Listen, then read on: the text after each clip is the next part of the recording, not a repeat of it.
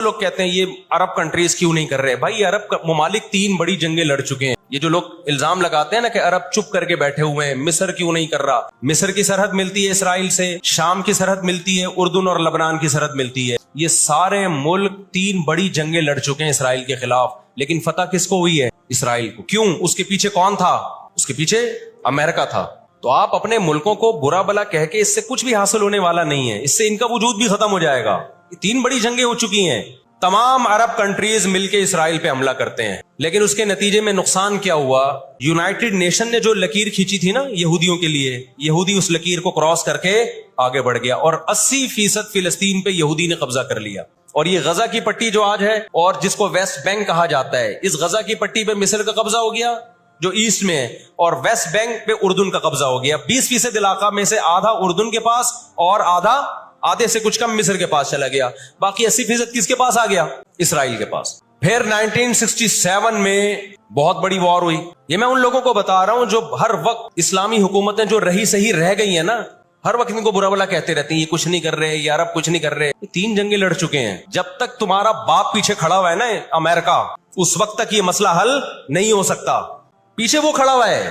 اب کیا ہے کہ جی 1967 میں یہ تمام کنٹریز جو بھی اسرائیل کو گھیرے ہوئے ہیں، یہ سب مل کے پلان بناتے ہیں، عرب متحد ہوتے ہیں کہ اسرائیل کو ایک ہی دفعہ میں صفحہ ہستی سے مٹانا ہے. اسرائیل کی خفیہ ایجنسیاں اتنی ہوشیار، اتنی متحرک کہ پہلے اطلاع مل جاتی ہے، اور مصر کے جہاز جو بمبارمنٹ کے لیے جانے تھے، اسرائیل پہ حملہ کرنا تھا، وہ کھڑے کھڑے بہت سارے جہاز ایئرپورٹ پہ اسرائیل تباہ کر دیتا ہے. سمجھ میں آ رہی ہے کہ نہیں آ رہی ہے؟ بہت بڑی پلاننگ سے آیا ہے بھائی. وَقَدْ مَكَرُوا مَكْرَهُمْ وَعِنْدَ اللَّهِ مَكْرُهُمْ وَإِنْ كَانَ مَكْرُهُمْ لِتَزُولَ مِنْهُ الْجِبَالُ. اللہ نے کہا یہ اسلام دشمن جب سازشیں کرتے ہیں، اتنی بڑی سازشیں ہوتی ہیں کہ پہاڑ اپنی جگہ سے ہل جائیں. یہ نا امیدی کی بات ہے، لیکن امید کی بات بھی ہے. اللہ کہتا ہے عند اللہ مکرہم، اللہ کو ان کی مکر اور تدبیر کا علم ہے. یہ مسلمانوں سے نہیں لڑ رہے، یہ کس سے لڑ رہے ہیں؟ اللہ سے لڑ رہے ہیں. تو خوشخبری کی باتیں بھی ہیں، وہ میں بتاؤں گا انشاءاللہ ابھی. تو عرب کو شکست ہوتی ہے، اور نقصان کیا ہوتا ہے کہ الٹا عربوں کے علاقے اپنے ہاتھ سے نکل جاتے ہیں. مصر کا بہت بڑا علاقہ چلا گیا، غزہ بھی خالی ہو گیا، ویسٹ بینک بھی خالی ہو گیا، اور یہ سارے علاقے کس کے قبضے میں چلے گئے؟ یہود کے. شام کے علاقوں پہ بھی یہود کا قبضہ، مصر کے علاقوں پہ بھی. 1973 میں پھر عرب ممالک مل کے لڑتے ہیں اسرائیل کے خلاف تاکہ اپنے علاقوں کو خالی کرائیں ہم. اس میں بھی کیونکہ امریکہ بھرپور سپورٹ کر رہا تھا اسرائیل کو، دبا کے اسلحہ دے رہا تھا. رزلٹ کس کے خلاف گیا؟ مسلمانوں کے خلاف، عربوں کے خلاف. اور ان کو اندازہ ہو گیا کہ اس جنگ میں ہم اپنے علاقے خالی نہیں کروا سکتے. سعودی عرب میں اس دور میں غیرت مند بادشاہ تھے شاہ فیصل شہید رحمۃ اللہ علیہ، اللہ ان کی مغفرت کرے، ان کے درجات بلند کرے، بڑے مجاہد تھے. انہوں نے عرب ممالک کا اجلاس بلایا اور تیل کی سپلائی بند کر دی. سمجھتے ہیں بات کو کہ نہیں سمجھتے؟ جب تیل کی سپلائی بند ہوئی، اللہ تعالیٰ نے وسائل تو آج بھی مسلمانوں کو دیے ہیں، تیل کی سپلائی بند کی ہے تو اسرائیل گھٹنے ٹیکنے پر مجبور ہو گیا. پھر امریکہ بہادر بیچ میں آئے ایک بڑے بزرگ کا کردار ادا کرتے ہوئے کہ دیکھو لڑائی بڑائی معاف کرو، اللہ کا گھر صاف کرو، بیٹھ کے مذاکرات کی میز پہ آ جاؤ. تو یہاں بھی مذاکرات کی میز کے پیچھے تیل کا ڈنڈا تھا. سمجھ رہے ہو؟ عربوں کے پاس جو تیل کی اللہ نے ان کو ایک طاقت دی ہے نا، وہ استعمال کی انہوں نے. لیکن لڑائی معاف کرنے میں بھی بہت سارے گیم کھیل گیا. وہ طے یہ ہوا کہ جی جو عربوں کے علاقوں پر اسرائیل نے قبضہ کیا ہے، مصر اور شام پہ، وہ اسرائیل واپس کرے گا. ٹھیک ہے، ہم آپ کے علاقے واپس کر رہے ہیں، لیکن مصر کو اسرائیل کو تسلیم کرنا پڑے گا. یہ بہت بڑی مسٹیک ہوئی. کس سے؟ بولو، مصر سے. وہ اس پہ آمادہ ہو گئے، چلو ہمارے علاقے تو ہمیں واپس مل رہے ہیں. غزہ سے بھی مصر نے فوجیں ہٹا لیں، غزہ کا علاقہ بھی اسرائیل کے حوالے کر دیا. مصر کو یہ لگا کہ مرتا کیا نہ کرتا.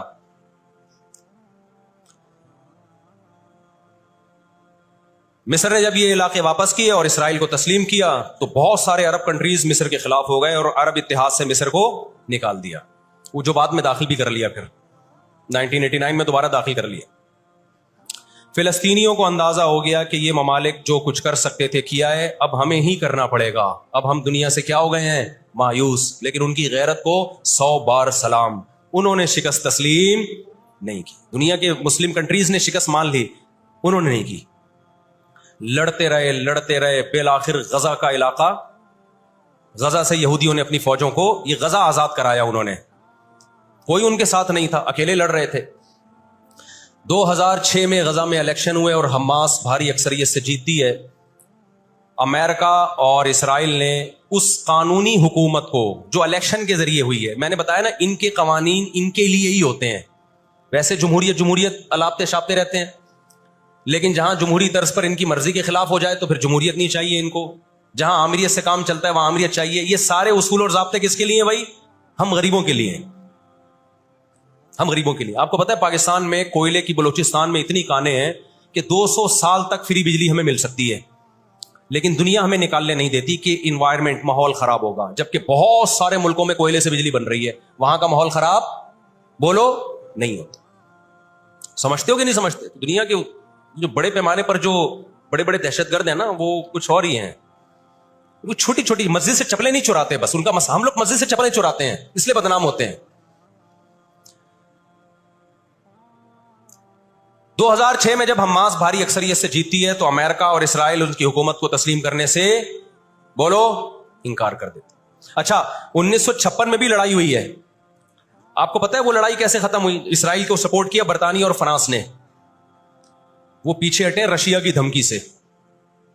रूस को अंदाजा हो गया कि ये कब्जा करते चले जा रहे हैं और एक बहुत बड़ी पावर बनके यूरोप और अमेरिका इत्तेहाद बनके हमारे सामने आ जाएंगे, तो हमारी पोजीशन खराब हो जाएगी। रूस कौन सा कोई इतना नेक इंसान है वो? लेकिन कुरान कहता है ना, नुवल्ली बाज़ ज़ालिमीन बाज़ा, हम बाज जालिमों को बाज जालिमों ही के जरिए पिटवाते हैं। महल्ले में एक दादा घूम रहा होता है बदमाशी करता, कमजोर पिट रहे होते हैं, अल्लाह दूसरे दादा को पैदा करके उसको पिटवाते हैं उससे, और फिर कहते हैं तुझे किसी और से पिटवाऊंगा मैं। रूस ने कौन सा अच्छे अफगानिस्तान में जो बर्बरियत की, उसने किस कानून के तहत अफगानिस्तान में घुसा था? वहां भी अफगानी उसके खिलाफ खड़े हुए और मार मार के भगाया उसको। फिर जो आपके 40-42 मुल्क अभी अफगान तालिबान के साथ लड़के गए हैं, वो किस कानून के तहत आए थे भाई? एक शख्स को पकड़ने के लिए, उसामा बिन लादेन को पकड़ने के लिए आपने पूरी रियासत की ऐसी की तैसी कर दी। तो इनके अपने लिए उसूल कुछ और हैं, हमारे लिए उसूल बोलो कुछ और हैं। इसलिए इंसाफ असल कब होगा मेरे भाई? आखिरत में। लेकिन आपकी इत्तला के लिए आखिरत से पहले दुनिया में भी एक दफा होगा, और ये हमारे पैगंबर सल्लल्लाहु अलैहि वसल्लम की बशारतें हैं। आज वो फिलिस्तीनी निहत्ते हो चुके हैं। ना मिस्र में उनसे लड़ने की ताकत है क्योंकि मिस्र 3 जंगें लड़के हार चुका है। ना शाम में उनसे लड़ने की, शाम के अंदर तो खुद ऐसी साजिशें की हैं कि उसको खोखला कर दिया। जो भी ताकतवर मुल्क थे, इसराइल ने उनको अपने रास्ते से पहले ही हटा दिया। और याद रखो, इसराइल सिर्फ फिलिस्तीन नहीं चाहता है, ये हमारी भूल है। इसराइल ग्रेट इसराइल का कायल है, जिसमें बहुत बड़ा खित्ता है जिस पे वो कब्जा करना चाहता है।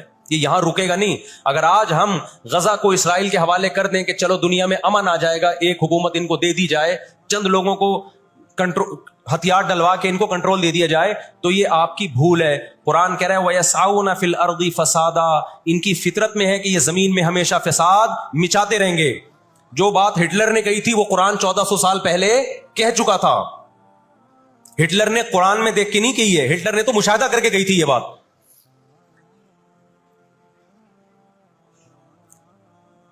ना मिस्र में लड़ने की ताकत, 3 जंगें हार चुका है। ना लबनान में लड़ने की ताकत, ना उर्दुन में लड़ने की ताकत, ना शाम में लड़ने की ताकत।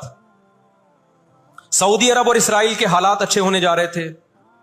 यह वाकया हुआ, सऊदी अरब ने अल्हम्दुलिल्लाह यू टर्न ले लिया। एक अच्छा इक़दाम है सऊदी अरब का, वरना तो यह मसला दब गया था। सऊदी अरब पीछे हट गया, उर्दुन पीछे हट गया। बहुत सारे इस्लामी मुल्क जो जा रहे थे, कम से कम इस वाक़े के नतीजे में पीछे हटे हैं, वो एक स्टेप पीछे की तरफ आए हैं। और अब इतनी जल्दी आगे जा नहीं सकते, इनकी अपनी अवाम नहीं छोड़ेगी इनको। अगर ये आगे की तरफ गए, यहूदियों से इन्होंने दोस्ती लगाने की, इसराइल से दोस्ती लगाने की कोशिश की। मैं बार बार कहता हूं, जब मैं यहूदी का लफ्ज इस्तेमाल करता हूं तो उससे सहयूनी और इसराइली मुराद होते हैं, जो इसराइल को सपोर्ट कर रहे हैं। सारे यहूदी इसमें दाखिल नहीं है। आज भी बहुत सारे यहूदी वहां फिलिस्तीनियों को सपोर्ट कर रहे हैं। दुनिया में मुजाहरे हो रहे हैं फिलिस्तीनियों के हक में। हमें इस बारे में क्या हिदायत मिलती है कुरान और सुन्नत में? वक्त बताइए, ये घड़ी आगे थोड़ी सी, वक्त काफी ज्यादा हो गया। मैं इंशाल्लाह हमें इस बारे में कुरान और सुन्नत में क्या हिदायत मिलती है, इस पर मैं इंशाल्लाह जुम्मे की नमाज के बाद कुछ देर बात करूंगा। वक्त चूंकि बहुत हो गया, जुम्मे की नमाज फिर लेट हो जाती है। अल्लाह ताला गजा में जो اہل اسلام پہ، فلسطینیوں پہ ظلم ہو رہا ہے، اللہ تعالیٰ ان کی مدد کرے، اور غاصب اسرائیل کو اللہ تعالیٰ ہدایت دے، جو ہدایت کے قابل نہیں ہے تو اللہ ان کو تباہ و برباد کرے۔ دیکھیے نبی صلی اللہ علیہ وسلم نے فرمایا، بخاری مسلم کی حدیث ہے، تقاتلون الیہود حتی یختبی احدکم وراء الحجر فیقول الحجر یا مسلم ھذا یہودی فاقتلہ، ھذا یہودی ورائی فاقتلہ۔ نبی صلی اللہ علیہ وسلم نے فرمایا تمہاری یہود سے لڑائی ہوگی، جہاد ہوگا، یہاں تک کہ کوئی یہودی اگر پتھر کے پیچھے چھپے گا تو پتھر کہے گا کہ اے مسلمان یہ یہودی ہے، اس کو قتل کر دے، یہ میرے پیچھے چھپا ہوا ہے۔ ہر درخت بھی گواہی دے گا، ہر پتھر بھی گواہی دے گا، الا الغرقد، سوائے غرقد درخت کے۔ یہودیوں کا کوئی مقدس درخت ہے جو اسرائیل میں بہت زیادہ لگاتے بھی ہیں یہ لوگ۔ نبی صلی اللہ علیہ وسلم نے جب یہ بات ارشاد فرمائی تو اس وقت مسلمانوں کی یہودیوں سے ایسی کسی لڑائی کا تصور بھی نہیں تھا، ایک پیش گوئی تھی جو کسی کے خواب و خیال میں بھی نہیں تھا کہ صدیوں بعد جا کے ایسا ہو سکتا ہے۔ اس سے بھی پتہ چلتا ہے کہ ہمارے نبی صلی اللہ علیہ وسلم کی جو پیش گوئیاں ہیں اگر وہ پوری نہیں ہوئی تو آپ ٹائم کا انتظار کریں، ایک وقت پوری ہو جائیں گی۔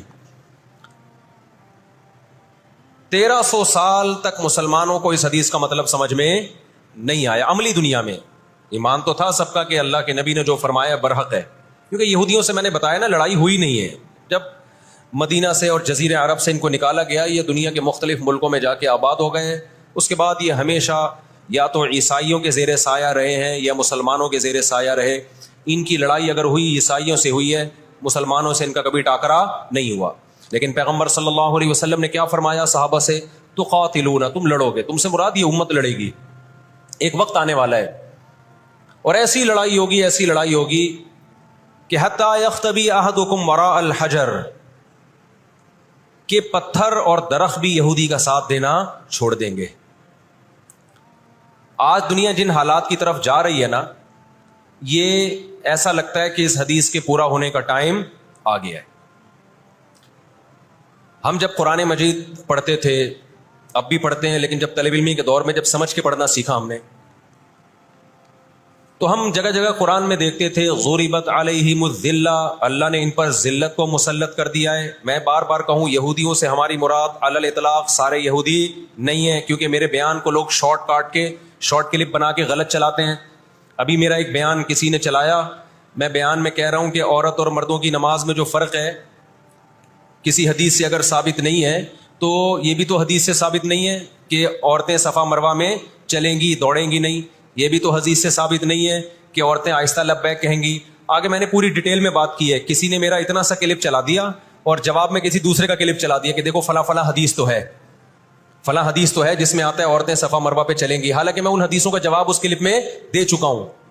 نمبر 1 وہ مرفوع حدیثیں نہیں ہیں، نمبر 2 وہ صحیح روایتیں نہیں ہیں، من گڑت ہیں، یا تو بہت درجے کی ضعیف ہیں، اس قابل نہیں ہے کہ ان کو دلیل کے طور پہ پیش کیا جائے۔ لیکن شرارتی نے میرا آدھا کلپ چلایا اور دوسرے اسکالر کا میرے مقابلے میں لگا دیا۔ نیچے لوگ کہہ رہے ہیں مفتی کو حدیثوں کا نہیں پتا اور ان صاحب کو حدیثوں کا پتا ہے۔ تو آپ کر لیں جو مرضی کرنا ہے، قیامت میں اللہ حساب و کتاب لے لے گا۔ تو میرے کلپ لوگ ادھورے چلاتے ہیں، ہمیں اللہ کا شکر ہے ان لوگ، ہم نہیں کہہ رہے ہیں بہت بڑے فنٹر ہیں، یہ جو آج کل کے یوٹیوبرز آ رہے ہیں نا، جو نئے نئے اسکالرز آ رہے ہیں، ان سے قرآن کا بھی الحمدللہ زیادہ پتا ہے، حدیثوں کا بھی ان سے الحمدللہ زیادہ پتا ہے۔ ہم نے جن استاذوں سے حدیثیں پڑھی ہیں نا، ان کے 20-20 سال کے تجربے حدیث پڑھانے کے، اور وہ اردو میں نہیں پڑھاتے، وہ عربی میں پڑھتے ہیں، عربی میں پڑھاتے ہیں، اور اسماء الرجال کے بڑے بڑے علامے ہیں۔ سمجھتے ہو کہ نہیں سمجھتے؟ اور میں نے تو دور حدیث جو کیا ہے نا، دور حدیث ہم نے تو الگ ہی سٹائل میں کیا ہے۔ ہم پر تو پابندی تھی کہ جب حدیث کا سبق ہوگا تو ہم نے خود عربی کتابیں دیکھ کر، عربی شروحات دیکھ کر لیکچر کو تیار کرنا ہے، سند بھی خود پڑھنی ہے، سند کی بحث بھی، اور پوری بحث بھی خود ہی تیار کرنی ہے۔ تو اس اسٹائل میں جب انسان حدیث پڑھتا ہے تو اس کی استعداد اور زیادہ بڑھ جاتی ہے۔ آج کل کے جو نئے نئے اسکالر آ رہے ہیں، ان سے کہو کہ بغیر زبر زیر پیش کے نا حدیث کی ایک سند پڑھ کے دکھا دیں، مفہوم تو اگلی چیز ہے۔ تبھی ہم کہتے ہیں سامنے بیٹھ کے جو مسائل حل ہوتے ہیں نا، وہ یوٹیوب پہ کلپ بازیوں سے نہیں ہوتے، ان سامنے بیٹھتے نہیں ہیں لوگ۔ میرے 3 دنیا میں مناظرے ہوئے ہیں، 3، اور تینوں میں الحمدللہ اللہ نے مجھے فتح دی ہے۔ 3 ابھی چونکہ موضوع اسرائیل کا چل رہا ہے، یہ مناظروں کی بحث کرنا مناسب نہیں ہے، وہ میں پھر کسی اور وقت بتاؤں گا، لیکن مناظرے کچھ اصول اور ضابطے کے تحت ہوتے ہیں تو ہوگا۔ بغیر ضابطوں کے کوئی بھی آ کے بیٹھ کے مرغوں کی طرح لڑنا شروع کر دے، اس کو بحث مباحثہ نہیں کہتے، اس کو مرغوں کی لڑائی کہتے ہیں۔ تو مرغوں کی لڑائی میں ہم اپنے آپ کو نہیں دھکیلتے، ہم ٹرم اینڈ کنڈیشن فکس کر کے بات کرنے پر آمادہ ہوتے ہیں۔ سمجھتا ہے کہ نہیں سمجھتا؟ تو 3 हुए मेरे, फिर कभी बताऊंगा इंशाल्लाह. अभी तो ये इसराइल का टॉपिक ज्यादा है, मैं इन झगड़ों से जो आजकल के स्कॉलर्स के चल रहे हैं. तो बार बार मैं कहता हूं, मेरा क्लिप अधूरा चलाते हैं ना तो कोई यहूदियों के खिलाफ ना चलाए. सारे यहूदी एक जैसे नहीं है. हम इसराइल के अगेंस्ट हैं, तो हमारी जो लड़ाई होगी इसराइल से होगी. हदीस में जिस यहूदी से लड़ाई का जिक्र है उससे मुराद भी कौन से यहूदी हैं? ये फितना परस्त और शर पसंद यहूदी हैं जो इसराइल पे गासिबाना कब्जा, फलस्तीन पे जिन्होंने गासिबाना कब्जा किया हुआ है. समझते हो कि नहीं समझते? तो आप सल्लल्लाहु अलैहि वसल्लम ने फरमाया कि तुकातिलून अल यहूद, तुम्हारी जंग किससे होगी? यहूद से होगी. दज्जाल किसका सपोर्टर होगा? बोलते क्यों नहीं? अभी तो दज्जाल आया नहीं है और आपने बोलना छोड़ दिया है. जब आएगा तो फिर तो अच्छों की बोलती बंद हो जाएगी. किसका सपोर्टर होगा वो? हाँ, मैं अर्ज कर रहा था कि हम जब कुरान पढ़ते थे, ज़ुरिबत अलैहिमुज़्ज़िल्ला, कुरान कहते हैं हमने जिल्लत इनके ऊपर दे मारी है, उन फसादों की वजह से जो ये करते रहे हैं दुनिया में, उन फसादात की वजह से. हम जब पढ़ते थे हम कहते थे अल्लाह आज तो यहूदी जलील नहीं है. इसराइल कितना पावरफुल है कि गिच्ची किसकी पकड़ी हुई है उसने? अमेरिका की. हिंदुस्तान को गिच्ची से पकड़ा हुआ है. तो आज तो बड़ी इज्जत है. मैंने अपने उस्ताद से यह सवाल पूछा, उन्होंने बड़ा माकूल जवाब दिया और यह तफसीर की किताबों में भी लिखा है. देखें, आप यहूदियों की हिस्ट्री उठा के देखें ना, हमेशा कोई ना कोई ऐसा इन पर मुसल्लत हुआ है जिन्होंने इनकी शरारतों का मजा इनको दुनिया में चखाया है. कुरान से भी यह बात साबित है कि इनको इनकी शरारतों का मजा, अजाब जो है वो दुनिया में मिलता रहेगा. मैं बार बार कहता हूं, हिटलर ने भी इनको अजाब दिया है. हिटलर से पहले भी इस्लामी नहीं बल्कि दुनिया की तारीख में बहुत से हिटलर गुजर चुके हैं जिन्होंने इनकी शरारतों के इनको दुनिया में सजा दी है. हम फिर भी बताएं, हम हिटलर के हामी नहीं है जो जुल्म उसने किया, लेकिन वो भी इनकी शरारतों से बेजार था. कुरान कह रहे हैं हमने इन पर जिल्लत को दे मारा है. दुनिया में बहुत दफा रुस्वा हुए ये. अब क्या है? ये आखिरी जिल्लत है यहूदियों की, जो अब किसके हाथों होने वाली है? फिलिस्तीनियों के हाथों. आपको मालूम होना चाहिए, जब दुनिया में किसी को बहुत ज्यादा जलील किया जाता है ना, तो पहले उसको इज्जत दी जाती है. किसी के गले में आप जूतों का हार पहना दो, यह भी एक जिल्लत है. और एक तरीका ये, 3 पीस सूट टाई में आप उसको सदारत की कुर्सी पे बिठाएं और फिर आप उसको जूतों का हार पहना दें. बताओ कौन सी बड़ी जिल्लत है? ये दूसरी जिल्लत पहली जिल्लत से बड़ी है. पूरी दुनिया में मार खाने के बाद ना, अपनी शरारतों की वजह से, आज अल्लाह ने इनको एक थोड़ी सी हुकूमत दी है. एक छोटा सा कंट्री. आप अगर इसराइल को नक्शे में देखेंगे तो कराची भी बड़ा है इसराइल से. इतना छोटा मुल्क, इतना छोटा मुल्क, और तादाद भी बहुत थोड़ी. अल्लाह ने इन्हें कुछ वक्त पनपने दिया है. अल्लाह ने कहा ठीक है, तुम दुनिया तुम्हारी आखिरी शरारत देख ले, उसके बाद जो मेरी तरफ से तुम पे मार पड़ने वाली है, उसके बाद क़यामत तक तुम दोबारा उठने के काबिल नहीं रहोगे. ये आखिरी जिल्लत का इंतजाम हो रहा है यहूद का. और जो फाइनल मैच होता है ना, वो शानदार ही होता है. क्या ख्याल है? सेमीफाइनल में उतना लोग दिलचस्पी से नहीं देखते, क्वार्टर फाइनल में इतना दिलचस्पी से बोलो नहीं देखते जो फाइनल मैच देखते हैं. अल्लाह ने इनका जुल्म पूरी दुनिया के सामने नुमाया. आज जो गजा पे जो कुछ हो रहा है पूरी दुनिया के सामने अल्लाह ने दिखा दिया. एक मिनट रखें इसको. पूरी दुनिया को दिखाया ना अल्लाह ने क्या कर रहे हैं ये, किस तरह से इसराइल में लोगों को लाके आबाद किया फिलिस्तीन में. फिर फिलिस्तीनियों पे अक़वाम मुत्तहिदा की 60 से ज्यादा करारदादें हैं जिसकी इसराइल धज्जियां उड़ा चुका है. 60 से ज्यादा करारदादें, 60 से ज्यादा, जिसको इसराइल ने मानने से इंकार किया है. यूनाइटेड नेशन की बात कर रहा हूं मैं. तो अल्लाह ताला इनको थोड़ा सा पनपने दे रहे हैं कि ठीक है, इस दफा सेमीफाइनल तुम जीत लो, फाइनल तक तो पहुंचो ना तुम, उसके बाद होगा क्या. देखो, आपने सुना होगा कि लातों के बूत हाथों से नहीं मानते. ये जो इसराइल जो कुछ कर रहा है ना, इसका असल हल मुझे भी पता है मुजाहिरों में नहीं है. इसका असल हल है जिहाद. इसका असल हल क्या है? जिहाद, जो कि फिलिस्तीनी कर रहे हैं. मैंने जब लोगों को यह कहा ना कि अपने मुल्क में पुरअमन मुजाहिरे करो, लोगों ने कहा लो पुरअमन मुजाहिरों में लगा के लोगों की सलाहियतें खराब कर रहे हैं. हम आपको जिहाद से नहीं रोकते, लेकिन आप जिहाद अपने मुल्क में करोगे तोड़ फोड़ करके. یا جہاں یہودی ظلم کر رہا ہے وہاں لڑائی کرو گے آپ؟ تو یہ عجیب منطق نہیں ہے کہ ظلم وہاں ہو رہا ہے، آپ نے اپنے ملک میں توڑ پھوڑ کرنا شروع کر دی، تو اس سے یہودی ناراض ہوگا یا خوش ہوگا؟ وہ تو کہے گا اور اچھا ہے بم دھماکے کرو یار، پرامن نہیں، بہت بموں کے ساتھ کلاشن کوفوں کے ساتھ اپنی کنٹری میں مظاہرے کرو، ہمیں آ کے چھڑو یہاں پہ۔ ہم جہاد کے منکر نہیں ہیں، آپ سے زیادہ الحمدللہ جہاد کو مانتے ہیں، لیکن آپ اگر یو کے میں، کینیڈا میں، پاکستان میں، سعودی عرب میں توڑ پھوڑ والے مظاہرے شروع کر دو گے، چاہے غیر مسلم کنٹریز میں بھی، خدا کی قسم اس سے اسرائیل کو جوں بھی نہیں دیں گے۔ تو اس وقت آپ جوش سے زیادہ ہوش سے کام لیں۔ جوشیلی تقریریں کرنے والے بہت ہیں مارکیٹ میں، ابھی نعرے بھی یہاں لگ رہے ہیں، ہم یہ کر دیں گے، ہم وہ کر دیں گے۔ ان سے پوچھو کیسے کرو گے؟ شام کو گھر پہ جا کے گٹکا کھا کے سو جاتے ہیں وہ۔ جوشیلی تقریریں کرنے والے، میں مانتا ہوں جہاد ہی ہوگا، لیکن ہوگا کس سرزمین پہ؟ جہاں یہودی لڑ رہا ہے وہیں لڑا جائے گا۔ میدان جنگ متعین کیا جاتا ہے لڑائی کے لیے، یہ نہیں ہوتا کہ آپ میدان جنگ میں نہیں جا سکتے تو جو میدان جنگ نہیں ہے اس کو میدان جنگ بنا دو، ایسا دنیا میں کبھی بھی نہیں ہوتا۔ یہ تو وہ جون پور کے قاضی والا قصہ ہو جائے گا کہ وہ سولی پہ لٹکایا ایک شخص کو، اس کی گردن موٹی تھی، وہ پھندے میں آ نہیں رہی تھی، انہوں نے کہا اس کی گردن چونکہ پھندے میں آ نہیں رہی ہے تو اس کی چونکہ آ رہی ہے اس کو لٹکا دو آپ۔ وہ کہے گا میری آ رہی ہے لیکن میرا قصور کیا ہے؟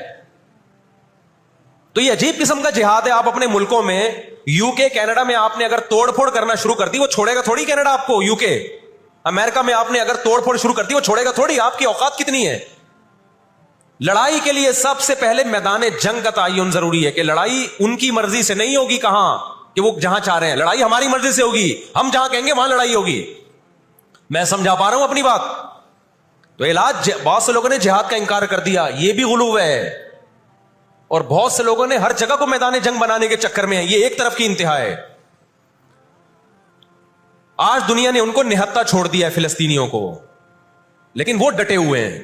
آپ ان کی مدد کر سکتے ہو جہاد کے ذریعے، ضرور کرو، کس نے منع کیا ہے آپ کو؟ اور اگر آپ ان کے ساتھ مل کے جہاد نہیں کر سکتے، نہیں جا سکتے وہاں پہ، تو آپ پھر ان کو جو سپورٹ کر سکتے ہو، ہم راشن پانی پہنچا سکتے ہو تو وہ پہنچاؤ۔ میں نے پاکٹ ویلفیئر ٹرسٹ کا نام لیا نا، اس میں بھی لوگوں نے اعتراض کیا، لو بھائی ان کو راشن کی ضرورت تھوڑی ہے، ہمیں پتہ ہے راشن سے کام نہیں چلے گا، لیکن جو جہاد ہوگا تو وہاں جا کے ہوگا۔ یہاں بم پھاڑنا شروع کر دیے، اس سے اسرائیل کی صحت پہ کوئی فرق نہیں پڑے گا۔ اسرائیل پہلے ہی ان کی سازشوں سے لیبیا تباہ ہو چکا ہے، ایک مضبوط ریاست تھی، عراق کا بیڑا غرق کر دیا، اب وہ چاہتا ہے سعودی عرب کا بھی بیڑا غرق ہو، وہ چاہتا ہے پاکستان کا بھی بیڑا غرق ہو۔ تو ان کی بیڑا غرق ہونے سے جو آپ کی ٹوٹی پھوٹی رہی صحیح لنگڑی لولی حکومتیں، ان کی بھی ایسی کی تیسی ہو جائے گی۔ اور فلسطینی بھی نہیں چاہتے کہ دوسرے ملکوں میں لڑو، وہ کہتے ہیں لڑنا ہے تو ہمارے پاس آؤ۔ تو یہ اب جو دنیا جا رہی ہے نا جس طرف، ہو یہ رہا ہے۔ میں نے آپ کو قرآن کی آیت پیش کی تھی نا، وَكَذَلِكَ نُوَلِّي بَعْضَ الظَّالِمِينَ بَعْضًا، اللہ کہتے ہیں ہم بعض ظالموں کو بعضوں سے پٹواتے ہیں۔ تو پہلی جو ابھی تک تو ہم نے نا امیدی کی باتیں کی ہیں، مسلمان ممالک شکست کھا کے بیٹھ چکے ہیں، 3 بڑی جنگوں میں شکست ہو چکی ہے، اس کے بعد اب کسی مسلم کنٹری میں اسرائیل پر چڑھائی کی طاقت نہیں ہے، ان کو پتا ہے پیچھے امریکہ بیٹھا ہوا ہے، پورا یورپ۔ رشیا نے یوکرائن جیسے اتنے سے کنٹری پہ حملہ کیا، آپ نقشے میں دیکھیں یوکرائن اتنا سا ہے، رشیا کیا ہے، یوں اگر وہ پاؤں بھی رکھ دینا تو کچل دے، لیکن جیت گیا کیا وہ جنگ؟ بولتے کیوں نہیں؟ کیوں؟ یوکرائن اتنا سا ہے مگر اس کے پیچھے کون ہے؟ پورا یورپ ہے، پورا یورپ اس کے پیچھے۔ یہ جنگ طول پکڑتی جا رہی ہے، رشیا اب تک یوکرائن کو کنٹرول میں نہیں لے سکتا، اور مجھے تو ایسا لگتا ہے، میں کوئی یقینی رپورٹ نہیں ہے، شاید اس جنگ کے پیچھے بھی اسرائیل کی سازش ہو۔ ان کو پتا تھا کہ ایک ہمارا دشمن ہے سوویت یونین، روس۔ جب 1956 میں جنگ ہوئی ہے نا، برطانیہ، فرانس اور اسرائیل نے مل کے حملہ کیا تھا مصر پہ، تو دھمکی کس نے دی تھی؟ روس کی دھمکی سے پیچھے ہٹے، روس نے کہا تھا نیوکلیئر اٹیک کروں گا میں، تو پیچھے ہٹ گئے۔ روس مسلمانوں کی خیر خواہی میں نہیں کر رہا تھا، روس کو یہ تھا کہ جب دنیا کا باپ میں بننا چاہتا ہوں تو تم دنیا کے باپ بننے کی کوشش کیوں کر رہے ہو؟ اگر یہ باپ بن گئے تو اس کو پتا تھا ہماری چودراہٹ ختم ہو جائے گی، تو اللہ ایک ظالم کو دوسرے ظالم سے پٹواتے ہیں۔ تو آج بھی رشیا، چائنا، وہ اسرائیل کے حق میں نہیں ہے۔ عین ممکن ہے اللہ مظلوموں کی آواز سے ایسے حالات پیدا کر دے کہ اس جنگ میں براہ راست کون کود پڑے؟ سوویت یونین کود پڑے۔ اور اگر سوویت یونین اس جنگ میں کود پڑا، جس کے پورے چانس لگ رہے ہیں، تو پھر یہ تیسری جنگ عظیم کی طرف معاملہ جائے گا، اور اس کے ذمہ دار مسلمان یا فلسطین نہیں ہوں گے، اس کے ذمہ دار ناجائز اسرائیل ہے، جس نے ناجائز قبضہ فلسطین پہ کیا ہے۔ اور پھر دنیا میں جو تباہی ہوگی نا، تباہی ہوگی، وہ میرے اور آپ کے تصور سے بھی زیادہ ہے، کیونکہ اب تلواروں سے یا صرف ہوائی جہازوں سے جنگ نہیں ہوتی، اب سب کے پاس نیوکلیئر ہتھیار ہیں، اب ایٹم بم چلیں گے۔ آج اگر دنیا انسانیت پہ رحم کھانا چاہتی ہے، آج اگر امریکہ، برطانیہ، جرمنی، فرانس جو دنیا کے لیڈر کہلائے جاتے ہیں، آج اگر یہ چاہتے ہیں کہ انسانیت کو تباہی سے بچائیں تو ان کو فلسطینیوں کا ہاتھ نہیں روکنا، ان کو کس کا ہاتھ روکنا ہے؟ جو اصل ظالم ہے نا یہودی، اس کا ہاتھ روکنا ہے۔ فلسطینیوں کے پاس اپنے دفاع کا پورا پورا اخلاقی حق بھی ہے، مذہبی حق بھی ہے، قانونی حق بھی ہے۔ تو آج اگر یہ اسرائیل کا ہاتھ زبردستی روک لیتے ہیں تو دنیا بڑی تباہی سے بچ جائے گی، اور اگر یہ دنیا اسرائیل کا ہاتھ نہیں روکتی اور اس جنگ کو بند کرنے کی کوشش نہیں کرتی تو بھائی جو تیسری جنگ کی طرف معاملات جا رہے ہیں اس کے ذمہ دار یہ لوگ ہوں گے جو دنیا میں تہذیب کے ٹھیکیدار ہیں۔ یہاں تک بات سمجھ میں آ گئی کہ نہیں آ گئی؟ دوسری بات، ہمیں قرآن و سنت میں اس بارے میں کیا ہدایات ملتی ہیں؟ اللہ کہتا ہے میں نے یہود پہ ذلت کو مسلط کر دیا ہے۔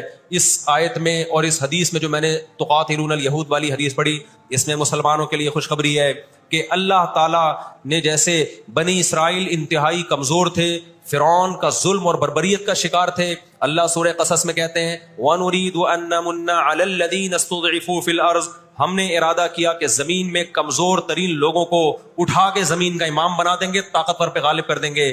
بہت دفعہ ایسا ہوا ہے، کم من فئۃ قلیلۃ غلبت فئۃ کثیرۃ باذن اللہ۔ اللہ کہتے ہیں دنیا کے نقشوں میں جو غالب ہوتا ہے، جس کی فتح اسباب کی دنیا میں یقینی ہوتی ہے، میں بہت تھوڑی سی جماعت کو طاقتور بنا کے دنیا کا امام بنا دیتا ہوں۔ ہمیں اللہ کی رحمت سے اور قرآن اور حدیث کی جو بشارتیں مل رہی ہیں اس سے پوری پوری امید ہے کہ انشاءاللہ یہ جو ابھی حالات ہوئے ہیں یہ فلسطین کی شکست پہ منتج نہیں ہوں گے، انشاءاللہ یہ اسرائیل کی شکست پہ اور یہودیوں کی ہمیشہ کے لیے شکست پہ اس کا نتیجہ نکلے گا انشاءاللہ۔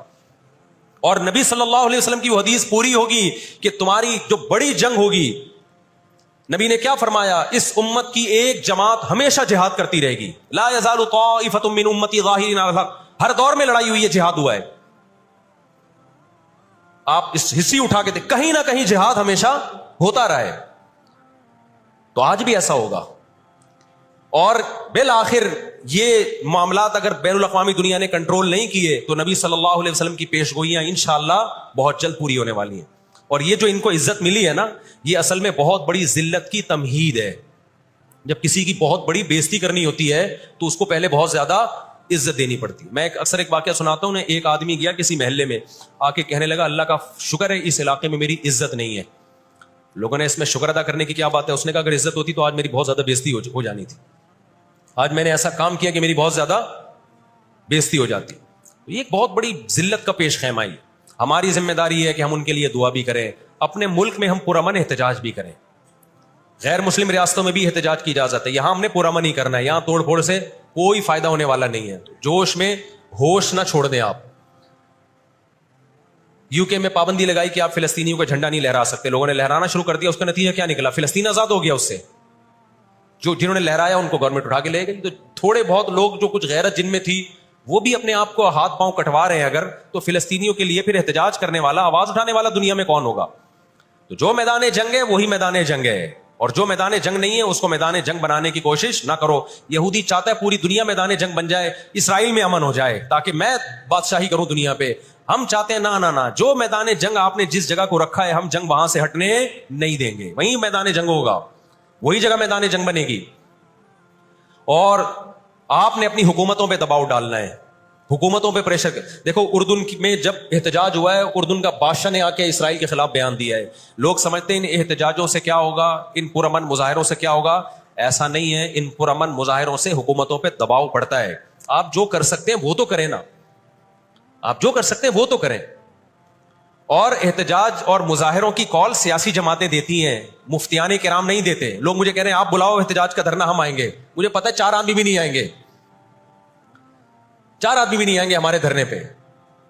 یہ سیاسی جماعتوں کا کام، اور سیاسی جماعتیں بھی کر رہی ہیں، لیکن اور زیادہ کرنا چاہیے۔ حکومتوں کے کام ہوتے ہیں سیاسی سطح پہ جو احتجاج جب گورنمنٹ لیول پہ ہوتا ہے وہ پاورفل احتجاج ہوتا ہے، اور حکومتیں احتجاج جب کرتی ہیں جب ان کو پبلک کا ڈر ہوتا ہے۔